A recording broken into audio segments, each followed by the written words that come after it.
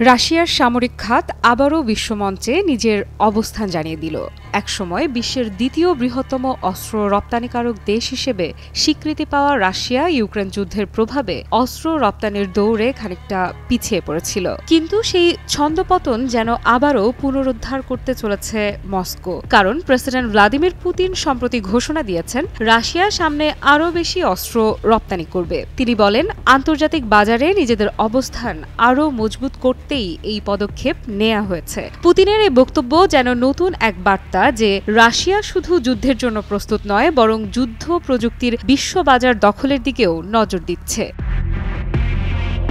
ইউক্রেনে ২০২২ সালের ফেব্রুয়ারিতে সামরিক অভিযান শুরুর পর রাশিয়ার প্রতিটি অস্ত্র কারখানা যেন রূপ নেয় এক একটি ঘড়ির কাঁটার মতো টিকটিক করে চলে যাওয়া উৎপাদন চক্রে। ক্ষেপণাস্ত্র, ড্রোন, গোলা সবকিছু তৈরি হচ্ছে বিশাল আকারে। কিন্তু এই অস্ত্রের সিংহভাগই যাচ্ছে ইউক্রেন যুদ্ধের জন্য রুশ সেনাবাহিনীর হাতে। এর ফলে আন্তর্জাতিক ক্রেতাদের জন্য অস্ত্র সরবরাহ অনেকটাই কমে যায়। সুইডেন ভিত্তিক গবেষণা সংস্থা স্টকহোম ইন্টারন্যাশনাল পিস রিসার্চ ইনস্টিটিউটের তথ্য মতে ২০২০ থেকে ২০২৪ সালের মধ্যে আন্তর্জাতিক অস্ত্র বাজারে রাশিয়ার শেয়ার কমেছে ৭.৮%। অথচ এর আগের ৪ বছরে অর্থাৎ ২০১৫ থেকে ২০১৯ সাল পর্যন্ত রাশিয়ার অস্ত্র রপ্তানির হার বেড়েছিল ১৪%-এরও বেশি। এই পতন রাশিয়ার জন্য এক ধরনের সতর্কবার্তা ছিল। তাই এবার মস্কো জোর দিয়েই বলেছে, অস্ত্র উৎপাদন শুধু যুদ্ধের জন্য নয়, রপ্তানির জন্যও বাড়বে।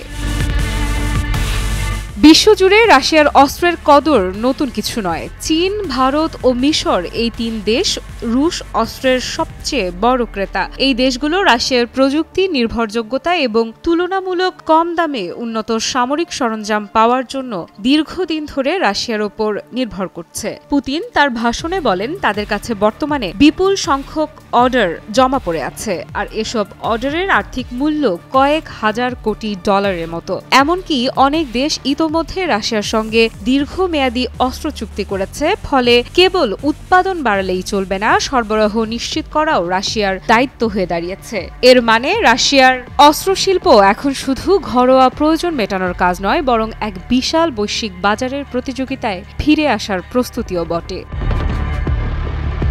রুশ প্রযুক্তি বরাবরই ছিল নির্ভরযোগ্য এবং বাস্তব যুদ্ধক্ষেত্রে প্রমাণিত, আর এখন রাশিয়া কৃত্রিম বুদ্ধিমত্তা ভিত্তিক অস্ত্র তৈরির দিকেও ঝুঁকছে। পুতিন স্পষ্ট জানিয়েছেন, ভবিষ্যতের যুদ্ধে জয়লাভের মূল চাবিকাঠি হবে প্রযুক্তি নির্ভর অস্ত্র। যারা এই বাজারে আধিপত্য করবে তারাই হবে সামরিক কৌশলের মূল নিয়ন্ত্রক। রাশিয়া এই প্রতিযোগিতার জন্য প্রস্তুত, এবং তা শুধু উৎপাদন ক্ষমতায় নয়, গবেষণায় ও উদ্ভাবনেও। অটোমেটেড ড্রোন, এআই চালিত ক্ষেপণাস্ত্র ও যুদ্ধ পরিচালনা ব্যবস্থায় নতুন মাত্রা যোগ করতে চাইছে মস্কো। পশ্চিমা দেশগুলোর চাপে থাকলেও রাশিয়া নিজেদের সামরিক সক্ষমতা ও রপ্তানি দক্ষতা দিয়ে প্রমাণ করতে চায় তাদের অস্ত্রশিল্প এখনও বিশ্বে অন্যতম। মোনালিসা হেভি ফ্লো ১৫ পিস প্যাকেটের সাথে ৮ পিসের একটি প্যাকেট একদম ফ্রি।